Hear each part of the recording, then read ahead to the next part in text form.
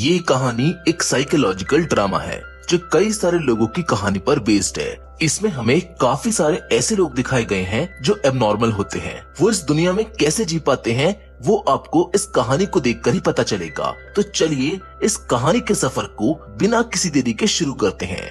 Hollywood silver screen presenting skins. कहानी की शुरुआत में हमें एक लड़की समंथा को दिखाया जाता है जो थोड़ी सी अजीब होती है क्योंकि उसकी मुंह की जगह पर उसका एनस होता है और उसके एनस की जगह उसका मुंह यानी कि उसका बटहोल उसके चेहरे पर होता है, जिस वजह से उसे अपनी जिंदगी में बहुत सी परेशानियों का सामना करना पड़ता है। अपने इस अजीब चेहरे की वजह से वो ज्यादा बाहर भी नहीं जा पाती क्योंकि उसको पता है कि अगर वो बाहर गई तो लोग उसका मजाक बनाएंगे और उस पर हंसेंगे। एक दिन समंथा के डैड जल्दी जल्दी में घर से बाहर चले जाते हैं जिसकी वजह से घर में खाने के लिए कुछ भी नहीं होता। समंथा भी घर में टीवी देख रही होती है लेकिन तभी उसको भूख लगती है पर घर में खाना नहीं होता है, जिसकी वजह से आज समंथा हिम्मत करके बाहर जाकर खाना खाने का सोचती है। वो अपनी कार लेकर एक लोकल रेस्टोरेंट में जाती है जहाँ की एक वेट्रेस समंथा को देखकर हंसने लगती है, जिसकी वजह से समंथा को बहुत बुरा लगता है क्योंकि उसे उसके इस चेहरे की वजह से कई अजीब अजीब सी चीजों का सामना करना पड़ता है। इसी वजह से आज तक उसका कोई दोस्त भी नहीं है। उसने घर से यहाँ आते हुए इंस्टाग्राम पर अपनी एक पिक भी अपलोड की थी पर इंस्टाग्राम ने उस पिक को खुद ही रिजेक्ट करके इंस्टाग्राम से हटा दिया क्योंकि उनके हिसाब से समंथा के चेहरे की वो पिक न्यूडिटी को दर्शा रही थी। पर समंथा अब क्या ही कर सकती है, उसको अपने इस चेहरे के साथ ही अपनी पूरी जिंदगी गुजारनी है, तो इसे अब इन सब चीजों की आदत डालनी पड़ेगी। इन सारी बातों के बाद समंथा अपने लिए एक सूप ऑर्डर करती है। वो वेट्रेस जैसे ही सूप लेकर आती है वो एक बार फिर से समंथा को देखकर बहुत जोर जोर से हंसने लगती है, पर समंथा उस पर ध्यान ना देते हुए अपना सूप लेती है और उस वेट्रेस के जाने के बाद अपने बैग से एक पाइप निकालकर उस पाइप को अपने पीछे डालकर उससे सारा सूप पी लेती है क्योंकि समंथा का मुंह उसके पीछे के हिस्से पर लगा था। अब सूप पीने के बाद समंथा वापस अपने घर जाने के लिए बाहर अपनी गाड़ी के पास जाने लगती है, पर वहाँ पर कुछ बुरे लड़के खड़े होते हैं जो समंथा के चेहरे का मजाक उड़ाकर उसको छेड़ने लगते हैं। पर समंथा जैसे तैसे करके उनमें से एक लड़के को गिराकर अपनी कार लेकर वहाँ से निकल जाती है। पर समंथा इस चीज से काफी दुखी होती है, जिसके बाद हमें क्रिश्चियन नाम का एक लड़का दिखाया जाता है जिसको ऐसा लगता है कि उसके पैर उसके नहीं हैं और वो असल में एक मरमेड है, इसलिए वो पूरे दिन सिर्फ व्हील चेयर पर ही बैठा रहता है। असल में क्रिश्चियन अपने आप को बहुत ज्यादा अकेला फील करता है क्योंकि उसकी मॉम उसकी बातों को समझ नहीं पाती और उसके डैड जो थोड़ा बहुत उसको समझते थे वो उसको बचपन में छोड़कर कहीं चले गए। क्रिश्चियन को तो अब अपने डैड का चेहरा भी सही से याद नहीं है, उसे सिर्फ उनके हाथ पर बना एक मरमेड का टैटू याद है और क्या पता शायद उस टैटू की वजह से ही क्रिश्चियन अपने आप को एक मरमेड समझता हो, लेकिन उसकी मॉम को तो ये पागल लगता है। इसीलिए वो उसको एक साइकियाट्रिस्ट के पास ले जाती है जहाँ पर वो साइकियाट्रिस्ट क्रिश्चियन से उसके डैड के बारे में पूछती है, जिस पर क्रिश्चियन की मॉम बहुत गुस्सा हो जाती है और वो साइकियाट्रिस्ट से क्रिश्चियन के डैड को इस मामले से दूर ही रखने को बोलती है। पर क्रिश्चियन साइकियाट्रिस्ट से कहता है कि मैं अपने डैड से मिलना चाहता हूँ, जिसको सुनकर क्रिश्चियन की मॉम और भी ज्यादा गुस्सा हो जाती है। वो क्रिश्चियन को उल्टा सीधा बोलने लगती है कि तुम पागल हो, तुम अपने डैड से मिलना चाहते हो, लेकिन वो एक पागल से नहीं मिलेगा। बातों ही बातों में क्रिश्चियन भी अपनी मॉम से बहस करने लगता है, जिस पर उसकी मॉम को बहुत ज्यादा गुस्सा आ जाता है और वो उसको व्हील चेयर से नीचे गिरा देती है और बोलती है कि आज के बाद तुम्हारा मेरा कोई रिश्ता नहीं है। वो बोलती है कि अब कभी भी वापस लौट के घर मत आना।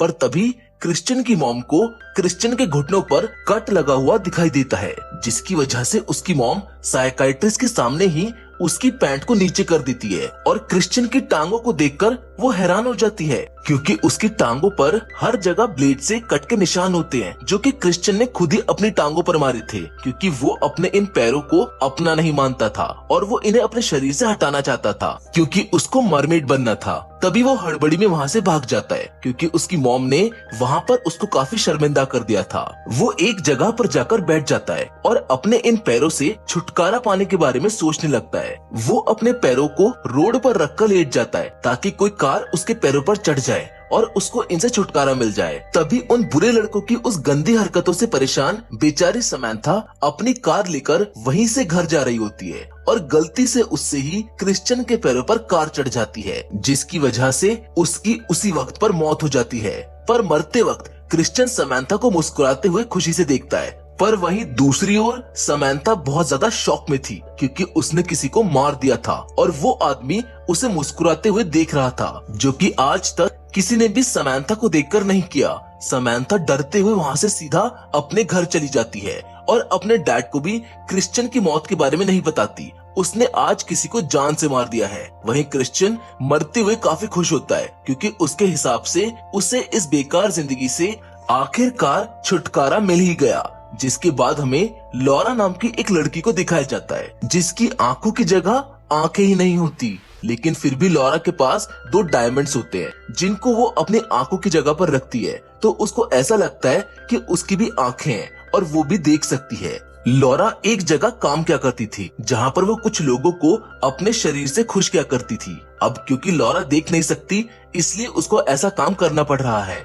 लॉरा के पास वो लोग आते हैं जिन्हें कोई पसंद नहीं करता, और उन लोगों को लॉरा से कोई दिक्कत नहीं होती, क्योंकि वो उन लोगों को देख नहीं सकती। तभी उसके पास वही वेट्रेस आती है, जो समंथा को सूप देते हुए उसके ऊपर बहुत ज्यादा हंस रही थी। असल में उस वेट्रेस को भी कोई नहीं चाहता, क्योंकि वो बहुत ज्यादा मोटी और देखने में इतने सुंदर नहीं है। इसीलिए वो अपने ज्यादातर पैसे लॉरा के पास आने में ही लगा देती है, क्योंकि लॉरा को उस चीज से कोई फर्क नहीं पड़ता कि कोई कैसा दिखता है, क्योंकि वो तो किसी को भी देख ही नहीं सकती। लॉरा का काम तो उन लोगों को बस खुश करने का है, जो पैसे देकर उसके पास आते हैं, क्योंकि वो उसकी मजबूरी है। लॉरा उस वेट्रेस को भी खुश कर देती है। तभी उस वेट्रेस की नजर लॉरा की आंखों पर लगे डायमंड्स पर जाती है और उसके दिमाग में कुछ चलने लगता है, जिसके थोड़ी देर बाद वो लॉरा के पास से चली जाती है। जिसके बाद अब हमें अर्नेस्टो नाम के एक आदमी को दिखाया जाता है, जो अपनी गर्लफ्रेंड की फोटो के साथ होता है। असल में अर्नेस्टो की गर्लफ्रेंड का नाम एना होता है और वो भी एक बीमारी का शिकार होती है, जिसकी वजह से उसका चेहरा नॉर्मल नहीं होता।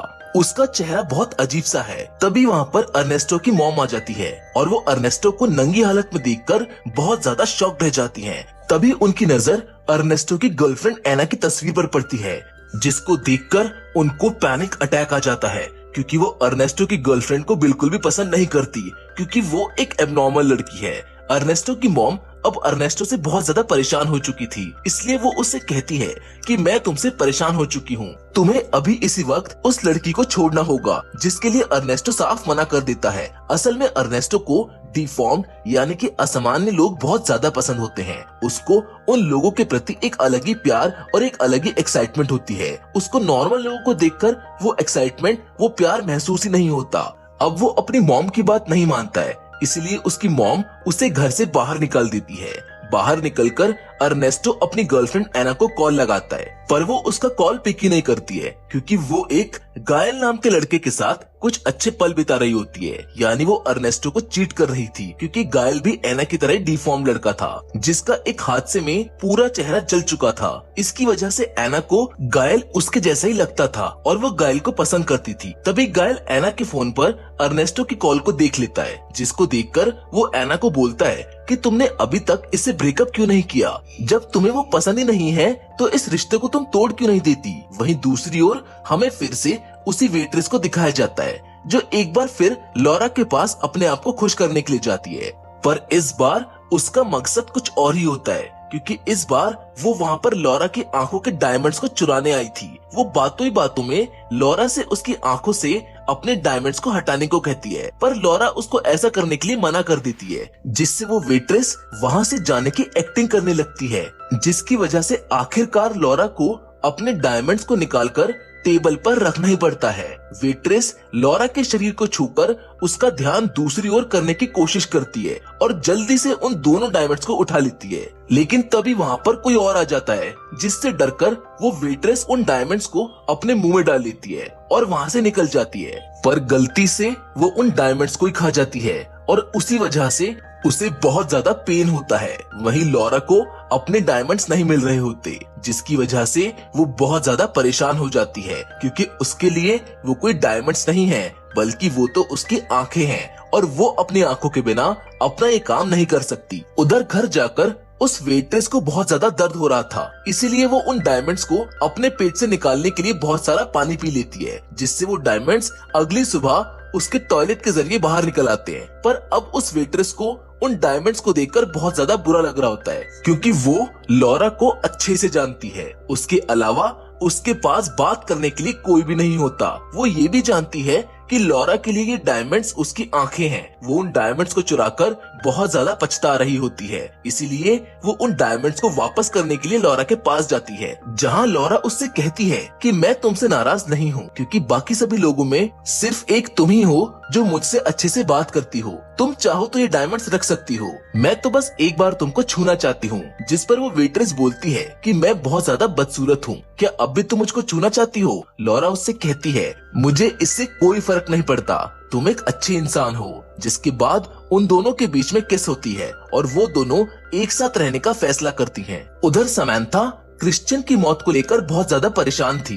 तभी उसके डैड उसको नीचे बुलाते हैं, क्योंकि आज उसका जन्मदिन है। उसके डैड उसके लिए एक केक लाए हैं, जिसको समंथा बड़ी खुशी से काटती है। वहाँ पर उन दोनों के अलावा कोई भी नहीं होता, क्योंकि समंथा का कोई दोस्त ही नहीं है। उसके पास सिर्फ उसके डैड हैं। तभी टीवी पर क्रिश्चियन की मौत के बारे में न्यूज आ रही होती है कि एक कार वाले ने उसके ऊपर कार चढ़ा दी, जिसकी वजह से उसकी मौत हो गई। समंथा के डैड इस न्यूज को देखकर बोलते हैं कि दुनिया में कितने बुरे लोग हैं जो किसी को भी ऐसे ही मार देते हैं। पर उनको क्या पता था कि उसको मारने वाली समंथा ही है। चाहे उसने उसको गलती से ही मार दिया हो, पर उसकी मौत की जिम्मेदार तो समंथा ही थी। इन बातों से हटके समंथा के डैड उसको गिफ्ट में एक हॉर्स के सिर वाला मास्क देते हैं, जिससे समंथा का फेस छुपा रहेगा। लेकिन समंथा को वो गिफ्ट बिल्कुल भी पसंद नहीं आता है। वो उस गिफ्ट को देखकर रोने लगती है और रोते रोते घर से बाहर चली जाती है, जहां बाहर उसको फिर से वही लड़के मिलते हैं जो पिछली बार भी उसको छेड़ रहे थे। इस बार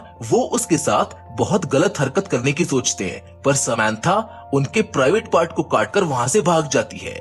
वो अपनी इस लाइफ से अब परेशान हो गई थी, इसीलिए वो सुसाइड करने के लिए एक ब्रिज पर चली जाती है। वो वहां से नीचे कूदने ही वाली होती है, पर तभी वो बेहोश होकर रोड पर गिर जाती है। वहीं दूसरी ओर अर्नेस्टो की मॉम के अर्नेस्टो को घर से बाहर निकालने के बाद अर्नेस्टो अपना सारा सामान लेकर अपनी गर्लफ्रेंड एना के घर पर चला जाता है, जहां पर वो एना को सारी बात बताता है कि उसकी मॉम ने उसको घर से बाहर निकाल दिया क्योंकि वो नहीं चाहती कि मैं एक डिफॉर्म लड़की के साथ रहूं, पर मैं तुम्हारे साथ रहना चाहता हूं क्योंकि मुझे तुमसे प्यार है। बातों ही बातों में अर्नेस्टो उसको ये भी बता देता है कि उसे उसके जैसी डिफॉर्म लड़कियां काफी पसंद आती है। उसे डिफॉर्म लड़कियों के प्रति एक अट्रैक्शन महसूस होता है। ये बात सुनकर एना को गुस्सा आ जाता है। उसको लगता है कि अर्नेस्टो उससे प्यार व्यार नहीं करता, वो उसके साथ सिर्फ इसलिए था क्योंकि वो एक डिफॉर्म लड़की है। इसी वजह से एना अर्नेस्टो को थप्पड़ मार देती है और उससे ब्रेकअप कर लेती है, जो कि वो उससे काफी समय से करना भी चाह रही थी। वो अर्नेस्टो को